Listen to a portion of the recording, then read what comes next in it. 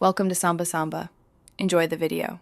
You need a linked Google Drive or iCloud account and a stable Wi-Fi connection before you begin. Once done, open WhatsApp and go straight to Settings, then Chats. Tap Chat Backup and select the cloud account you want to use.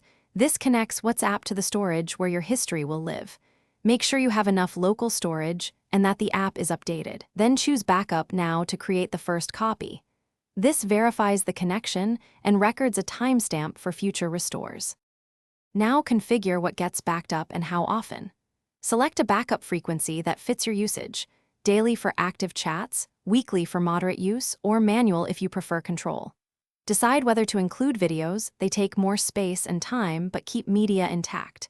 If privacy matters, enable end-to-end encrypted backups and set a password or 64-digit key. This prevents cloud providers from reading your data.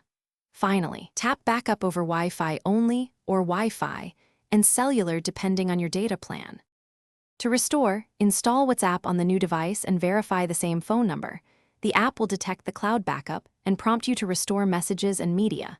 Make sure you check the last backup timestamp in Settings right arrow chat backup so you restore the expected copy.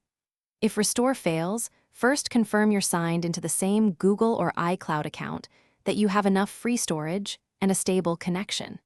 If encrypted backup is used, make sure you remember the password or 64-digit key to decrypt it. Thanks for watching. Consider subscribing if we helped you.